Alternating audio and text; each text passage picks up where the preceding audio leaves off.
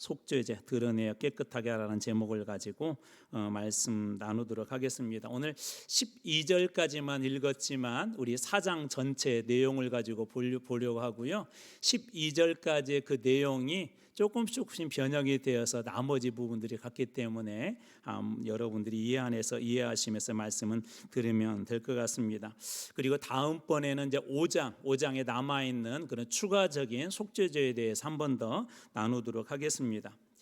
저희는 레위기에서도 지금 현재 앞부분을 이렇게 보고 있는데요. 앞부분은 번제로 시작하여서 이 레위기에서 이야기는 소위 5대 제사가 지금 나오고 있습니다. 우리 첫 번째로는 번제, 그리고 소제, 그리고 앞 시간에 화목제, 그리고 오늘 속죄제, 또 다음에는 이제 속건제에 대해서 나눌 터인데요. 우리가 번제는 히브리어로 다 올려드리는 것이다. 가죽을 제외하고 다 올려드리는 것이다. 그래서 온전한 헌신이라는 그런 뜻이 있다 했고, 그 다음에 소제의 특징은 피 흘림이 없는 제사라고 그랬죠. 그래서 고운 가루로 드린다. 그래서 그 희다라는 그런 의미에서 우리 한자에서는 소제라고 하고, 또 히브리에서 민하라고 합니다. 민하. 그래서 소제 특징은 이 피의 제사가 없다. 그것을 기억하시면 될 것 같고요. 우리 앞 시간에 이제 화목제에 대해서 나누는 화목제의 특징은 이 제사를 드리면서 함께 식사를 한다. 그 정도 여러분들이 좀 이해하시면 좋을 것 같아요. 화목이라는 말은 샬롬이라는 말에서 슐라밈, 그래서 화목제를 히브리에서는 슐라밈이라고 그렇게 부르기도 합니다. 이건 마치 여러분들이 이렇게 상상하면 좀 쉬울 것 같아요. 하나님과 그 사람 사이의 화목, 또 사람과 사람 사이의 그런 화목과 화평에 대해서 하나님 앞에 감사하는 일종의 그 제사인데요. 우리가 특별히 하나님 앞에 감사 예물을 드리기도 하고, 또 그냥 범사에 이게 감사하기도 하고, 혹은 하나님 앞에 하나님 이것 좀 됐으면 좋겠어요. 꼭 이렇게 됐으면 좋겠어요. 그러면 제가 이렇게 라고 서원을 했는데 그것이 이루어졌을 때 하나님 앞에 감사하고, 나 이번에 이런 일이 있었어, 나 너무 좋아, 내가 밥 살게 하고 같이 식사 교제하는 것처럼 화목제는 그러한 그 의미들이 있습니다. 오늘은 속죄죄에 대해서 나누려고 하는데요. 그 영어에서는 sin, 우리 죄할 때 sin offering이라고 그렇게 이야기를 하고요. 히브리어에서는 하타트라고 그래요. 하타트 좀 발음이 좀 어렵죠. 이것은 죄 혹은 죄가 있다, 유죄라는 그런 의미도 되고요. 신약에서는 이 단어를 갖다가 하마르티아라고 하는데 그 뜻이 둘 다 똑같아요. 히브리어나 헬라어나 관역에서 빗나간 것을 우리가 죄라고 합니다. 그래서 죄 혹은 속죄죄라고 이 하타트라고 하는 그 단어를 써서 히브리어는 그렇게 이야기하고요. 한자에서는 속하다, 무엇인가를 이렇게 제해주다, 감해주다, 없애주다라는 그런 의미에서 속받칠 속자를 씁니다. 그리고 허물죄자를 쓰는데 죄를 없애는 제사다라는 그런 의미를 가지고 우리가 한자로는 속죄죄라고 그렇게 이야기를 합니다. 성경에 보면 여러 곳에 이렇게 속죄제들이 등장해요. 우리 히스기야도 하나님 앞에 속죄의 제사를 드렸고, 느헤미야나 또 에스라 같은 그런 사람들도 그 속죄 그 제사를 드렸습니다. 속죄의 제사에서 중요한 것은 피예요, 피. 그래서 처음에 그 제사의 방법이 뭐냐면은 이제 제물들이 조금씩 다른데, 예를 들어서 오늘 우리 12절까지 나와 있는 것을 보자면 숫송아지, 이게 송아지를 준비합니다. 근데 흠이 없어야 돼요. 그리고 나서 안수를 하는데, 이 안수는 동일화, 전가의 의미가 있다고 그랬죠. 죄를 그 소에게, 숫송아지에게 이 전가를 시키는 겁니다. 안수하는 게, 원래는 내가 죄를 지어서 죽어야 되는데 이제 대신 이 소가 짊어지는 거예요. 그러고 나면 두 번째로는 이거를 도살을 하고 이 피를 가지고 어떻게 하게 되냐면, 첫 번째는 이제 과거에는, 지금은 뭐 그렇게 되어 있지 않지만 예전에는 이렇게 성전 안에도 두 구역으로 나눠져 있었는데, 제가 있는 이곳과 여러분이 있는 곳이 구분이 되어서 이것에 휘장이라는 게 이렇게 쳐 있고, 이 안에는 지성소, 그 다음에 성소라고 하는데, 이 바로 휘장 앞에서 피를 뿌리고, 그리고 우리 권사님이 인도하신 저 정도 그 자리에 분향단이라고 하는 하나님 앞에 향불을 펴서 올리는 사각형 형태의 분향단이 있는데, 분향단 그 사각 끝에 이렇게 뿔 모양이 있어요. 그 뿔에다가 두 번째로 피를 바르고, 그 다음에 세 번째, 이제 이 성전 문을 나가자마자 밖에 번제단이 있는데, 번제단도 이 사각형으로 되어 있어요. 그리고 그 사각에 뿔이 있는데, 그 뿔이 있는데 바로 그 번제단 밑에다가 이번에는 나머지 모든 피를 다 쏟아버립니다. 뿌리고 바르고 쏟고 이렇게 해서 이 피를 갖다가 모두 다 이렇게 소진합니다. 그리고 화목제처럼, 화목제에서 우리 귀중한 것들을 하나님 앞에 이렇게 드렸었잖아요. 간, 콩팥, 그 다음에 기름, 이것을 이 화제로 하나님 앞에 이 번제단에서 다 태워서 이렇게 드려버리고, 그리고도 남은 것들 있잖아요.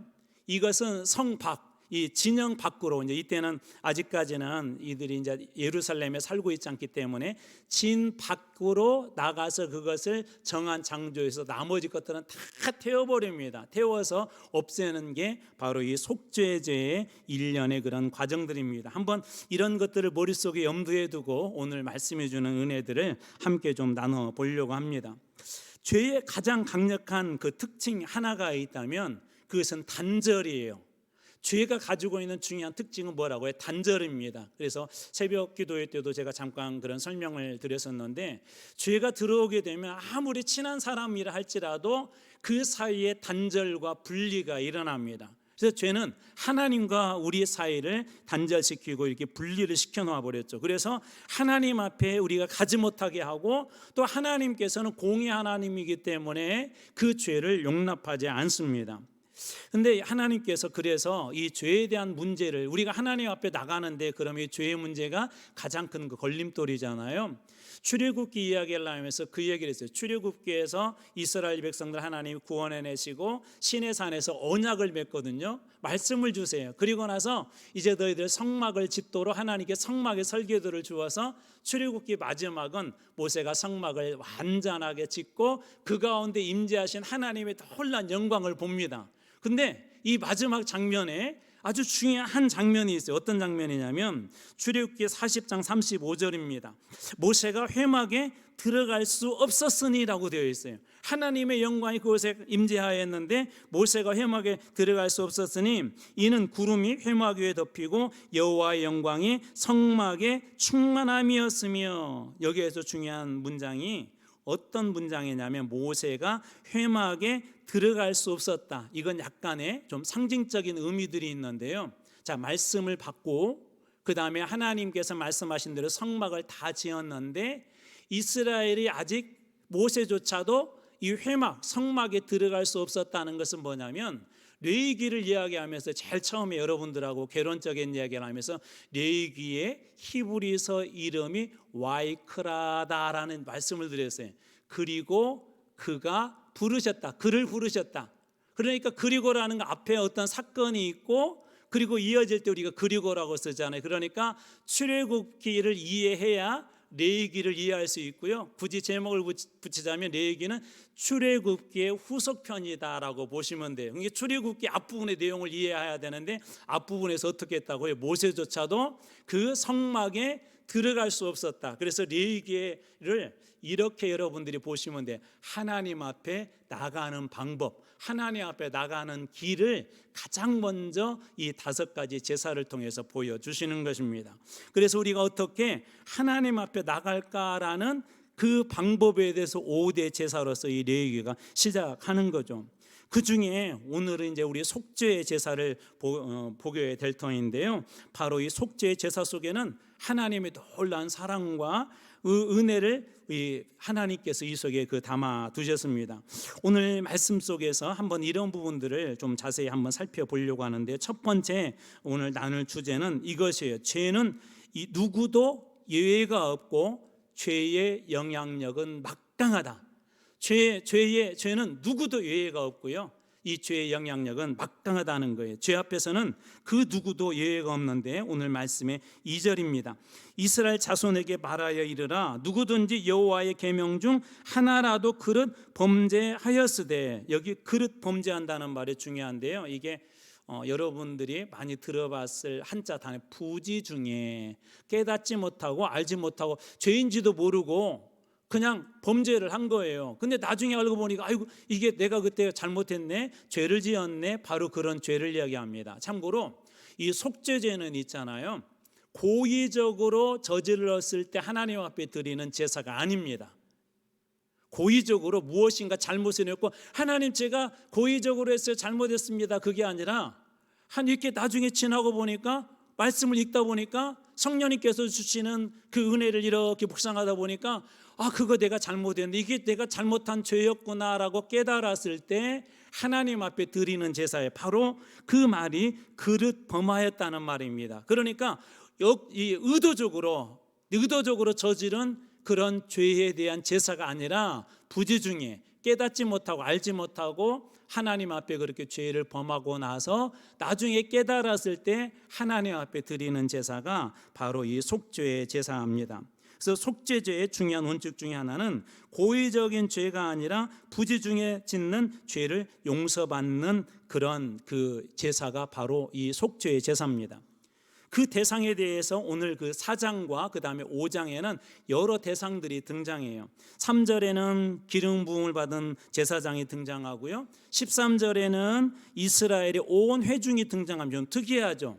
이 공동체가 여러분 예를 들어서 100명의 사람들이 있다면 다 나쁜 사람들 아니잖아요. 어떤 죄를 저질렀을 때 모든 사람들이 다 그 죄를 저지른 나쁜 사람이 아닌데 이스라엘 온 회중의 죄에 대해서도 얘기를 하고, 22절에 보면 족장이 등장하고 27절에는 평민이 등장하고 5장에는요 가난한 자, 또 그 다음에 그 가난한 중에서도 아주 극빈 아주 가난한 사람들에 대한 이 이야기들이 이 4장과 5장에 등장합니다.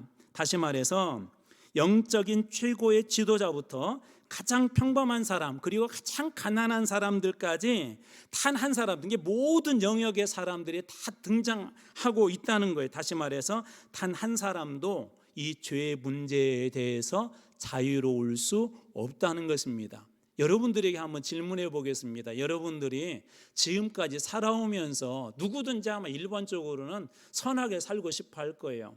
또 이왕이면 그래도 좀 착한 사람으로 살고 싶어 할 거예요. 그런데 여러분 지금까지 이렇게 살아오시면서 나는 한 번도 죄를 안 지었다, 나는 죽어도 죄를 안 지었다, 그런 분 있으면 손 한번 들어보세요. 아마 없을 겁니다. 그게 뭐 고의적이든 아니면 우리 예수님은 우리 마음으로 짓는 죄도 이렇게 지적을 하시잖아요. 아무도 없을 거예요. 왜? 하나님께서 이렇게 다양한 사람, 어떻게 보면 영적으로 가장 깨끗할 것 같은 제사장으로부터 가장 가난한 사람들에게 이르기까지 모든 사람들의 각 계층들을 여기에다가 넣어놨을까. 첫 번째 의미는 그거예요. 죄는 어느 누구도 자신할 수 없고 누구에게나 다 지을 수 있는 것이라는 것을 하나님께서 이렇게 보여주시는 것이죠. 그래서 우리가 잘 아는 로마서 3장 23절에는 모든 사람이 죄를 범하였다라고 그렇게 이야기하고요, 또 로마서 3장 10절에는 의인은 없나니 어떻게 한 사람도 없다라고 그렇게 이야기합니다. 그러니까 모든 사람이 다 죄를 지었고 의인은 한 사람도 없고, 그리고 로마서 6장 23절에는 바로 그 길과 죄의 삭은 사망이다라고 그렇게 이야기합니다. 여기 사망은 여러 가지 의미가 있어요.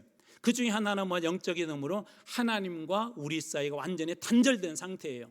여러분 신앙생활을 우리가 잘한다, 은혜롭게 한다는 것은 어떤 의미가 있죠? 하나님과 좋은 관계 속에 있다는 거예요. 하나님께 주신 그 은혜의 관계 속에 있을 때 그 사람이 신앙생활을 잘한다, 내가 은혜를 받았다, 그렇게 이야기하는 겁니다. 그런데 죄의 결과는 뭐라고요? 사망이에요. 하나님과 우리 사이 완전한 단절된 그런 상태가 바로 이 죄의 결과입니다. 그렇기 때문에 하나님 앞에 우리가 나가기 위해서는 이 죄의 문제를 반드시 해결해야 되는데, 오늘 본문의 말씀은 이렇게 해결하라고 합니다. 4절 말씀입니다. 그 수송아지를 회막문 여호와 앞으로 끌어가다가, 누구 앞으로 끌어간다고요? 하나님 앞으로 끌어가래요. 자, 이 소는 지금 어떤 상태에 있죠? 아까 제가 이 속죄제의 그 프로세스를 얘기했어요. 흠없는 숫송아지를 준비하고 거기에다 무엇을 한다고요? 제사 드리는 사람이 안수를 내요. 무엇 때문에? 어떤 의미가 있다고요? 죄를 그 소에게 전가하는 거예요. 그러니까 이 소가 모든 그 죄를 다 짊어진 거죠. 자, 이제 그 소를 어디로 데리고 와요? 어디로? 여기 보면 회막문으로 끌어다가 그 숫송아지 머리 안수하고 그 다음에 말씀이 또 이렇게 되어 있어요. 여호와 앞에서 잡을 것이요. 오늘 방금 읽었던 4절에 보면 여호와 앞으로 끌어다가 여호와 앞에서 잡아라고 그렇게 이야기를 합니다. 다시 말해서 안수하고 죄를 전가하고 하나님 앞에서 이 죄의 값을 내가 원래 그렇게 죄의 값은 사망이기 때문에 죽어야 되는데 이 소에게 죄를 전가시키고 이 소가 대신해서 대속 죽어주는 것이죠. 여기에서 우리가 주목해야 될 것이 하나 또 있는데 이 죄의 문제는 개인적인 문제로 끝나는 게 아니라는 거예요. 이게 정말 중요합니다. 죄의 문제는 그 한 사람에게 끝나지 않아요. 왜 그러냐면 여러분들이 잘 아는 한 장면의 이야기를 들어보면 금방 그 이유를 알까. 하나님은 이 공동체 안에서 어떤 한 사람의 죄의 문제를 그 한 사람의 죄의 문제로 다루지 않습니다. 왜 제사장 같은 사람은 이 제물들이 좀 다르거든. 제사장이나 이스라엘 온 회중은 숫송아지를 이렇게 드리고요. 그 다음에 족장들 같은 경우는 염소를 이렇게 드리는데 제물의 그 값어치 차이가 있어요. 근데 그 중에서도 제사장 같은 사람은 최고로 비싼 것으로 드리는데 왜 그러냐면 그 책임감과 죄의 전염성 때문에 그래요. 사람들에게 드러나 있고 또 지도자적인 역할에 있는 사람들이 그만큼 영적인 책임도 있고 다른 사람들에게 이 약한 죄를 전염시킬 수 있는 전염성 때문에 훨씬 더 이렇게 더 비싼 것으로 그렇게 하나님 앞에 드리게 합니다. 이 공동체 안에서 그래서 죄가 그 제사장에게만 머물거나 족장에게만 머물거나 이렇게 평신도에게만 머무는 평민에게만 머무는 것이 아니라 전염되기 때문에 그런 거예요. 예를 들자면 여리고성을 이렇게 점령할 때 하나님이 이런 명령을 여호수아와 이스라엘 백성에게 했어요. 하나도 남기지 말고 다 진멸해라. 아무리 좋은 것 있어도 남기지 말고 다 진멸해라. 근데 정말 여리고성을 하나님 말씀대로 그냥 멋지게 점령을 했어요.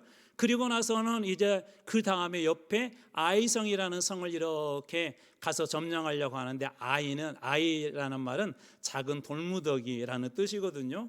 이게 별 볼 일 없는 성이에요. 그런데 그 성을 점령하러 갔다가 이스라엘이 완전히 패배를 합니다. 큰 패배를 합니다.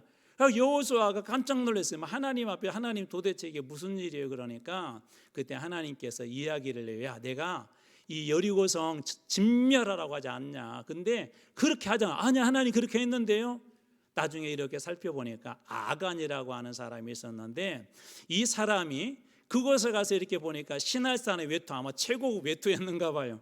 그 외투 한 벌, 그 다음에 은 200세겔, 그 다음에 50세겔 분량의 금 한 덩이를 이 사람이 가서 보니까 너무 좋아가지고 그것을 몰래 가져다가 자기 우리식으로 얘기하면 집에 이 방바닥 밑에다가 이걸 숨겨두었어요. 아무도 몰랐어요. 근데 하나님은 그걸 아셨어요.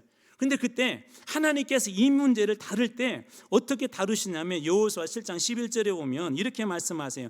이스라엘이 범죄하여라고 얘기해요.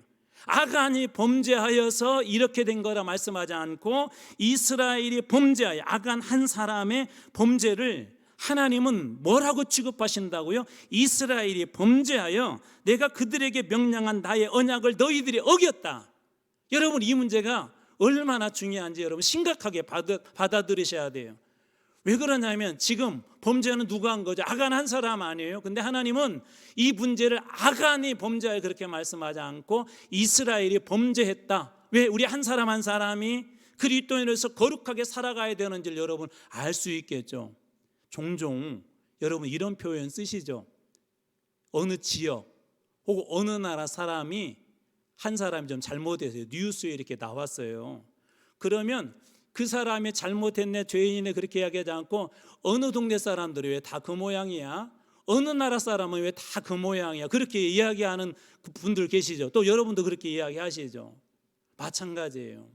하나님이 보실 때 우리는 한 몸, 한 공동체로 보시는 거예요. 교회 안의 죄악을요, 저 사람이 잘못했네, 우리가 손가락질하고 그렇게 할 수 있지만, 하나님은 뭐라고 말씀하자면 그 한 사람으로 보지 않고 공동체의 죄악으로 보신다는 것입니다. 공동체의 죄악으로, 한 몸으로 이렇게 보신다는 거예요. 다시 말해서 아간의 범죄인데 이스라엘이 범죄하여 그렇게 말씀하시고, 한 사람의 죄가 공동체를 위험에 빠뜨릴 수 있음을 보여주시는 것이죠. 그래서 오늘 보면 제사장 두 번째, 또 이 하나님께서 보여주시는 게 이스라엘의 온 회중이다 되어 있는데, 바로 이스라엘의 온 회중이 하나님 앞에 속죄의 제사를 드리는 것은 방금 아간과 같은 이런 일들이 있을 때, 야 네가 속죄의 제사를 드려, 그렇게 이야기하지 않고 온 회중이 공동체의 책임성을 가지고 하나님 앞에 속죄의 제사를 드립니다. 이건 이것하고도 비슷해요. 죄의 파급력인데, 일종의 죄의 파급력인데, 지난 3월 달에 경상북도 쪽에서 한 성묘객의 그 실수로 큰 산불이 났었잖아요. 무려 6일 동안. 그리고 4만 5천 헥타르 정도의 산에 이렇게 불이 탔고, 그 산불로 24명이 이렇게 돌아가셨고요. 2,412개의 그런 시설들이 전소가 됐대요. 한 사람의 실수가 많은 살림을 훼손하고, 그리고 사람들의 생명을 앗아가고 집을 잃고 공간들을 이렇게 잃었죠. 한 사람의 실수가 그렇게 된 거예요. 엄청난 손실을 가져온 것이죠. 2003년도 8월 달에 북미에 이렇게 대정전, 이게 정전이 있었대요. 전기가 들어오지 않는 그런 사건이. 근데 이 시작이 뭐였냐면, 미국의 오하이오주의 한 발전소에서 아주 사소한 관리 실수를 했대요. 아주 사소한 관리 실수. 근데 이 작은 오류 하나가 연쇄 반응을 일으켜서 이 전기도 미국에서는 캐나다도 이렇게 보내거든요. 그래서 그때 당시에 미국 북동부와 캐나다 동부의 5,500만 명이 이 암흑 속에 살아야 됐대요. 한 시설에서 한 관리자의 사소한 그 실수가 수많은 사람들에게 암흑 속에 이게 잠깐 동안 살게 했던 것이죠. 왜 그렇죠? 이 전력망들이 서로 연결되어 있기 때문에 그렇습니다. 영적인 세계도 마찬가지예요. 우리는 모두 보이지 않는 끈으로 연결된, 그래서 우리가 성경에서 교회를 한 몸 공동체다 그렇게 이야기하지 않습니까? 이처럼 한 사람의 죄의 영향력을 우습게 여기면 안 돼요. 나 혼자 나 한 사람 정도야라고 그렇게 여기서는 안 된다는 것입니다. 공동체의 죄의 그 문제도 심각하게 다루어야 한다는 거예요. 조금 더 나가서 얘기하자면, 개인의 회개뿐만 아니라 공동체 가운데 누군가가 이런 잘못들을 하고 있을 때 공동체가 앞장서서 이 문제를 하나님 앞에 회개해야 된다는 것입니다.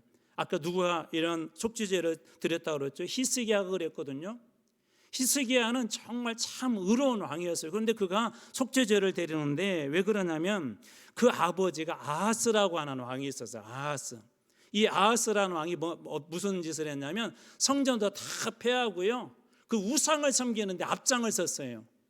그리고 나니까 어떻게 돼? 하나님을 예배하는 일들도 없어졌을 것이고, 우상 숭배는 만연했을 것이고, 히스기야가 이렇게 왕이 되고 나서 가장 먼저 했던 게 뭐냐면, 그 모든 것들을 철폐하고 하나님 앞에 속죄의 제사를 드립니다. 공동체의 죄악임을 깨닫고 국가적인 속죄제를 드리죠. 그래서 역대하 29장 21절에 보면, 숫송아지 7마리와 수량 7마리와 어린 양 7마리와 순염소 7마리를 끌어다가 나라와 성소와 유다를 위하여, 나라와 성소와 유다를 위하여, 나라가 하나님 앞에 회개해야 될 죄, 성소가 회개해야 될 죄, 그리고 유다 그 민족이 회개해야 될 그런 죄를 위해서 속죄 제물로 삼고, 아론의 자손 제사장들을 명령하여 여호와의 제단에 속죄의 제사를 드리게 했다. 히스기야가 한 게 뭐라고요? 하나님 앞에 국가적인 죄, 교회가 범한 죄, 그리고 민족이 범한 그 죄를 하나님 앞에 속죄의 제사를 한 거예요. 우리식으로 바꿔볼게요. 회개운동을 한 거예요.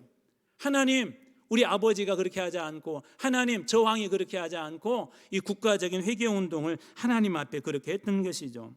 한 개인의 죄의 문제로 보는 것이 아니라 우리 민족, 우리 공동체가 하나님 앞에 범죄했음을 히스기야가 그렇게 고백하고 온 백성들이 그렇게 고백했던 것입니다.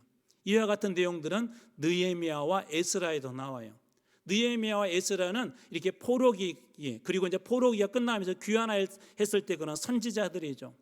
이 느헤미야의 그 유명한 기도가 있지 않습니까? 나와 나의 아버지, 우리가 범죄하여서 하나님 앞에 하는 그 기도가 있지 않습니까? 이들이 성벽을 재건하고 그 다음에 성전을 재건하고 한 일이 뭐였냐면 하나님 앞에 속죄의 제사를 드리는 일이었어요. 성전을 아무리 잘 지어놓고 아무리 성벽을 견고하게 한다 할지라도 하나님과 무너진 관계, 하나님과 무너진 민족, 하나님과 그 관계에서 깨어진 그런 교회는 희망이 없다는 거예요. 그래서 이들이 가장 먼저 했던 것은 뭐냐면 하나님 앞에 속죄의 제사를 올려드립니다. 여러분, 이와 같은 이야기들은 오늘 우리들에게도 큰 도전을 주죠. 이 시대 이 사회의 죄악을 보면서 우리 안의 죄를 보며 얼마나 마음 아파 여러분 기도하고 있습니까? 나는 그런 짓 안 했으니까 괜찮다라고 혹은 그 생각에만 머물러 있지 않습니까? 하나님은 뭐라고 말씀하시냐면 이스라엘이 범죄하여 한 사람의 이야기가 아니라 한 공동체의 이야기로 봐요. 여러분, 그러므로 우리가 해야 될 것 중에 하나는 뭐냐면 공동체의 회개 운동이에요.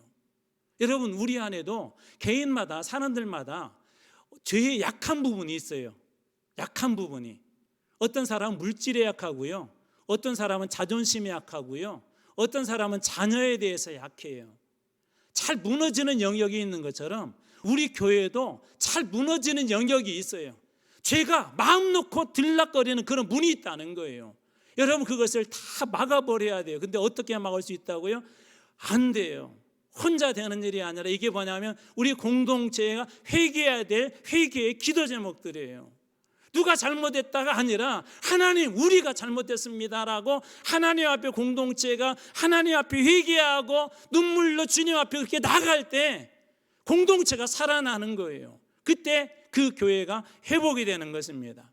하나님은 죄의 문제를 한 사람의 문제로 다루는 것이 아니라 이처럼 공동체의 문제로 다뤄요. 그런 한 사람의 문제라면 속죄의 제사를 어느 개인만 드리라고 했겠죠.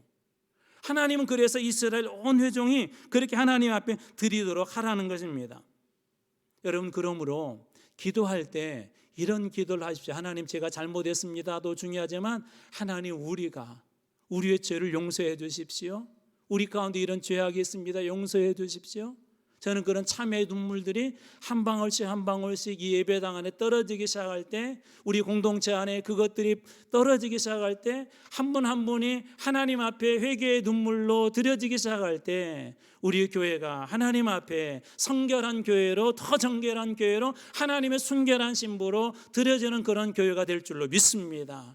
여러분, 우리 교회 공동체의 회복을 위해서 여러분 꼭 그렇게 기도해 주시기 바랍니다.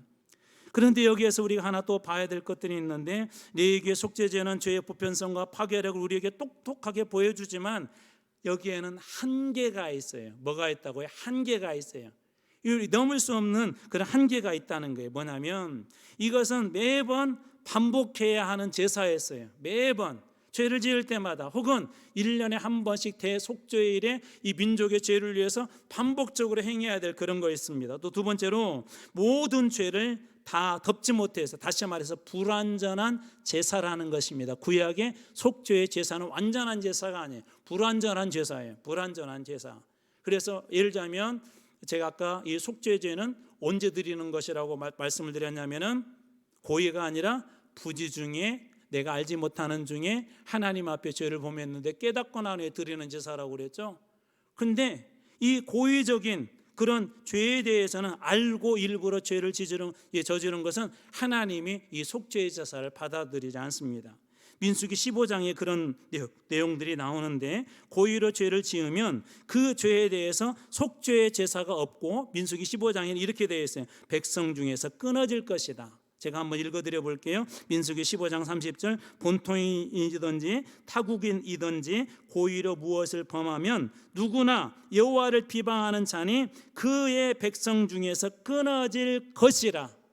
여러분, 고의로 저지른 죄에 대해서는 하나님 뭐라고 말씀하면 그 백성 중에서 끊어질 것이래요. 이게 속죄의 제사는 한계가 있죠. 여러분, 제가 한번 여러분들에게 질문해 볼게요. 솔직히 대답해 보세요. 손 들어라고는 안 할게요. 여러분, 고의로 저지른 죄 있어요, 없어요? 알고도 있죠. 있어요. 알고도 그렇게 해요. 알고도 그렇게 마음을 먹고 알고도 그렇게 행할 때가 있어요. 그렇다면 구약의 이 방식으로 온다면 그것은 절대 용서받지 못하고 여호와 앞에서 끊어집니다. 그래서 불완전한 제사라고 하는 거예요. 히브리서 10장 4절에도 이와 같은 얘기를 하는데 이는 황소와 염소의 피가 능히 죄를 없애하지 못함이라. 뭐라고 이야기하는데 황소와 염소 이 피로 하나님 앞에 속죄의 제사를 드려도 완벽하게 모든 죄를 다 속할 수 없다. 그러니까 속죄의 제사는 어떤 의미에서 보면 불완전한 그런 제사입니다. 그래서 완전한 속죄를 이루기 위해서 오신 분이 계시는데 바로 그분이 예수 그리스도입니다. 예수 그리스도는 단 한 번에 그리고 영원한 속죄를 이루었죠. 자, 이 제물에 아주 중요한 특징이 하나가 있다고 그랬죠. 흠이 없어야 한다고 하는데 예수님에 대해서 뭐라고 할까요? 요한에서 3장 5절입니다. 그에게는 예수 그리스도에게는 예수에게는 죄가 없느니라. 예수님 어떤 분이라고요? 죄가 없느니라. 둘째, 예수님의 피는 완전한 속죄의 능력이 있어요. 이 짐승의 피, 이 숫송아지라든지 염소라든지 암양의 그 피는 완전한 속죄를 못한다고 그랬죠.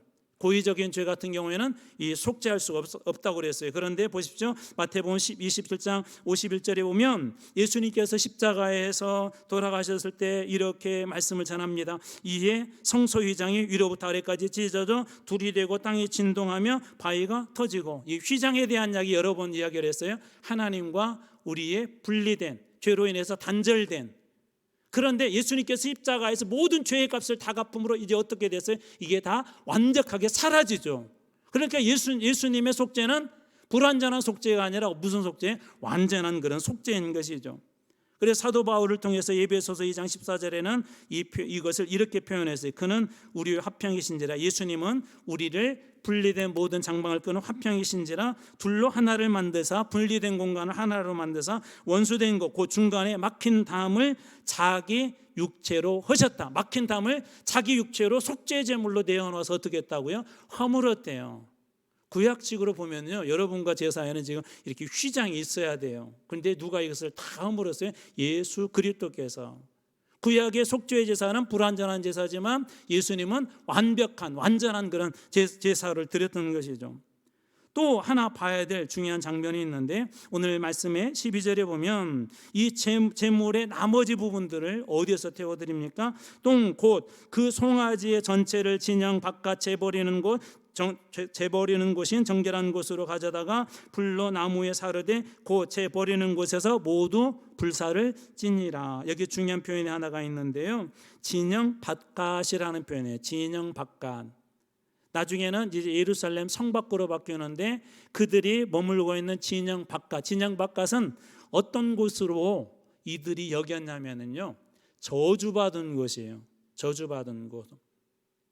여러분 혹시 벤허라고 하는 그 영화를 보셨습니까? 벤허? 이 벤허라는 영화에 보면 주인공의 그 어머니와 그 누이가 이 감옥 생활을 이렇게 하다가 거기에서 그만 한센스시병, 소위 그 나병에 걸렸는데 이 나병에 걸린 사람들을 어디로 쫓아내냐면요, 진영 밖, 성 밖으로 쫓아내요. 그래서 그 나병의 골짜기에 이 사람들 거기에서 못 나오게 그곳에다가 몰아넣습니다. 이게 진영 밖이에요.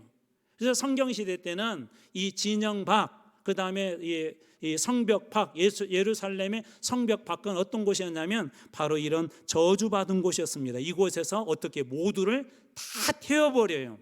자, 예수님의 십자가를 한번 보세요. 예수님의 십자가 역시도 예루살렘의 성 밖에 골고다 언덕에 위치했죠. 그러니까 이 속죄의 제사를 여러분들이 가만히 보면 예수 그리스도의 그 예표, 불완전하지만 그 예표를 나고 장차 오셔서 이 불완전한 제사를 완성시킬 예수 그리스도의 모습이 바로 이 속죄의 제사 속에 들어 있습니다.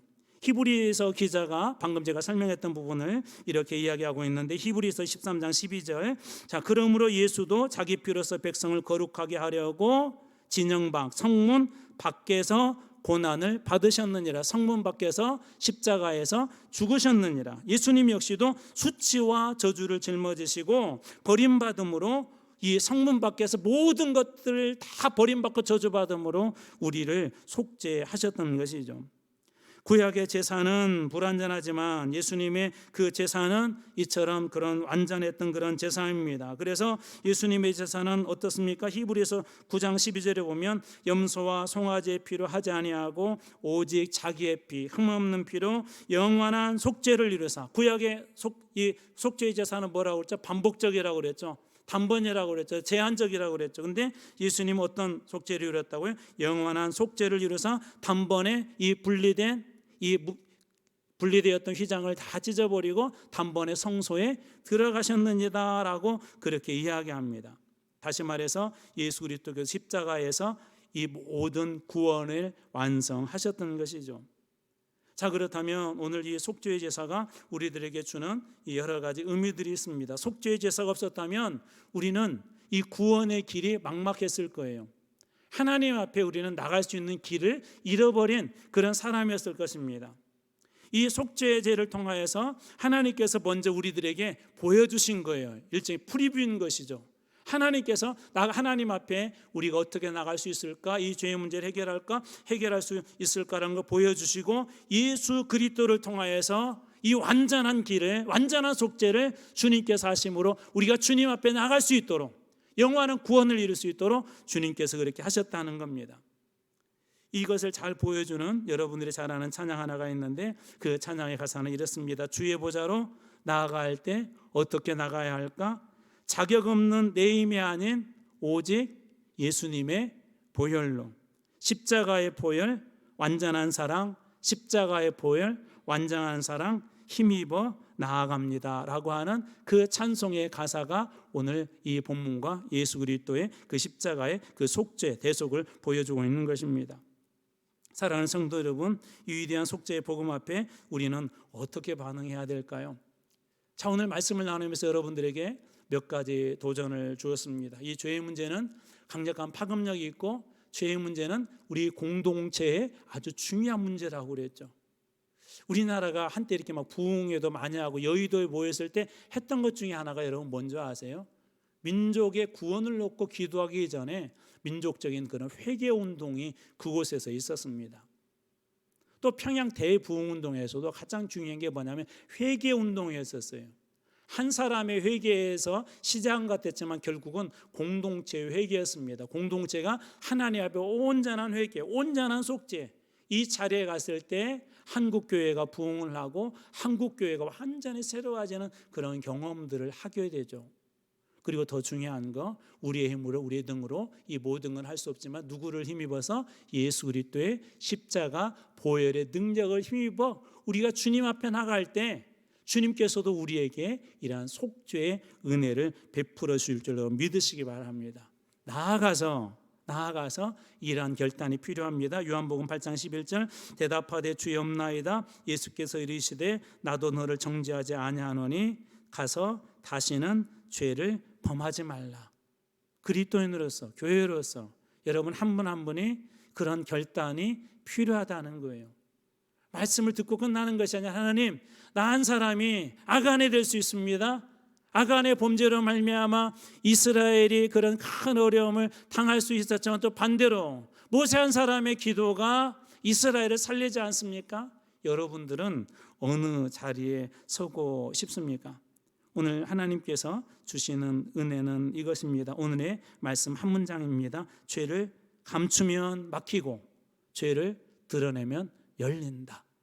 여러분 하나님 앞에 여러분 기도하실 때 우리 교회 공동체 우리 죄악들 있어요. 우리 안에도 여러분들이 의식하고 인식하지 못해서 그렇지 우리 안에 우리만 가지고 있는 그런 것들이 있습니다. 한번 하나님 간절히 한번 이렇게 기도해 보지 않겠습니까? 새벽에 또 우리 전교인 수련회 때도 한번 하나님 앞에 우리가 간절히 기도하려고 하는데 그런 간절한 마음을 조금씩 모아서 하나님 앞에 우리가 함께 기도할 때 하나님 우리 안에 있는 이 모든 죄악들이 그리스도의 보혈의 불에 깨끗이 씻어져서 그리스도의 순결한 신부로 이 땅의 소금과 빛이 되어서 하나님의 거룩한 복음으로 세상을 살리는 그런 교회 되게 해달라고 그런 정결한 신부로 순결한 신부로 그렇게 한번 여러분 모두가 다 쓰임 받으면 어떨까요?